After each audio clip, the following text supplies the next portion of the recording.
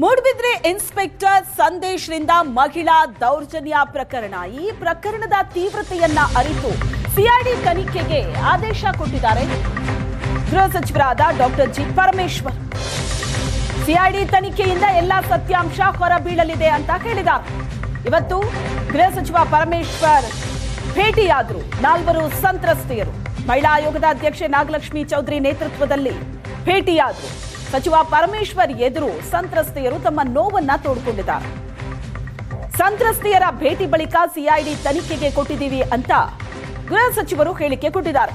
ತುರ್ತಾಗಿ ಸಸ್ಪೆಂಡ್ ಮಾಡಿದ್ದೀವಿ, ವರದಿ ಕೊಡಬೇಕು ಅಂತ ಕೇಳಿದ್ದೀವಿ, ಸಿಐಡಿ ತನಿಖೆ ಕೊಟ್ಟಿದ್ದೀವಿ, ಸತ್ಯ ಗೊತ್ತಾಗುತ್ತೆ ಅಂತ ಗೃಹ ಸಚಿವರು ಭರವಸೆ ಕೊಟ್ಟಿದ್ದಾರೆ.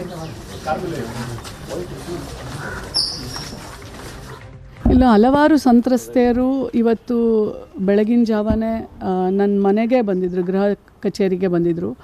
ಸೊ ನಾವು ಆಲ್ರೆಡಿ ಅವರಿಗೆ ಅಲ್ಲಿನ ತನಿಖೆಯ ಬಗ್ಗೆ ವಿಶ್ವಾಸ ಇಲ್ಲ. ಮತ್ತು ಹಲವಾರು ಸಂತ್ರಸ್ತೆಯರು ಇದರೊಳಗಡೆ ಇರೋದ್ರಿಂದ ನನಗೆ ಅನ್ನಿಸ್ತು ಗೃಹ ಸಚಿವರನ್ನೇ ಅವರು ಸಂತ್ರಸ್ತೆಯರು ಭೇಟಿ ಆದರೆ ನ್ಯಾಯ ಸಿಗ್ಬೋದು ಅಂತ. ಸೊ ಹಾಗಾಗಿ ಅವರೆಲ್ಲರೂ ಪ್ರತಿಯೊಂದು ಸಾಕ್ಷಿಗಳನ್ನು ಗೃಹ ಸಚಿವರ ಮುಂದೆ ಇಟ್ಟು ಅವರ ನೋವನ್ನು, ಅವರ ದುಃಖವನ್ನು ಅವರು ಹೇಳ್ಕೊಂಡಾಗ ಗೃಹ ಸಚಿವರಿಗೆ ಅನಿಸ್ತು ಹೌದು, ಇದರಲ್ಲಿ ಇದು ನಿಷ್ಪಕ್ಷಪಾತವಾಗಿ ತನಿಖೆ ಆಗಬೇಕು ಅಂತ. ಈಗ ಸಿಐಡಿಗೆ ಮೂಡಬಿದ್ರೆಯಲ್ಲಿ ನಡೆದಂಥ ಘಟನೆಯ ಬಗ್ಗೆ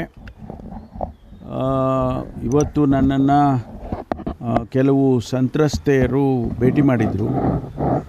ಅವರು ಮತ್ತು ನಮ್ಮ ವುಮೆನ್ ಕಮಿಷನ್ ಅಧ್ಯಕ್ಷರು, ಚೇರ್ಮನ್, ಅವರ ಜೊತೆಯಲ್ಲಿ ಅವರೆಲ್ಲ ಭೇಟಿ ಮಾಡಿದರು. ಅವರ ಏನು ನಡೆದಂಥ ಘಟನೆಗಳನ್ನು ಅವರೆಲ್ಲ ನನಗೆ ತಿಳಿಸಿದ್ದಾರೆ. ಇದನ್ನೇ ಆಧಾರವಾಗಿಟ್ಟುಕೊಂಡು ಈಗಾಗಲೇ ನಾವು ಆ ಇನ್ಸ್ಪೆಕ್ಟರನ್ನು ಸಸ್ಪೆಂಡ್ ಮಾಡಿದ್ದೇವೆ. ಸಸ್ಪೆಂಡ್ ಮಾಡಿ ವರದಿಯನ್ನು ಕೊಡಬೇಕು ಸರ್ಕಾರಕ್ಕೆ ಅಂತೇಳಿ ನಾನು ಕೇಳಿದ್ದೇನೆ.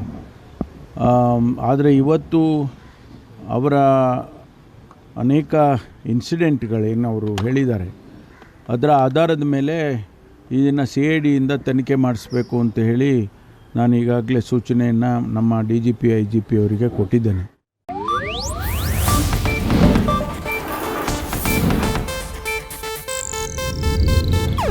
ಇದು ಏಷ್ಯಾನೆಟ್ ನ್ಯೂಸ್ ನೆಟ್ವರ್ಕ್ ಪ್ರಸ್ತುತಿ.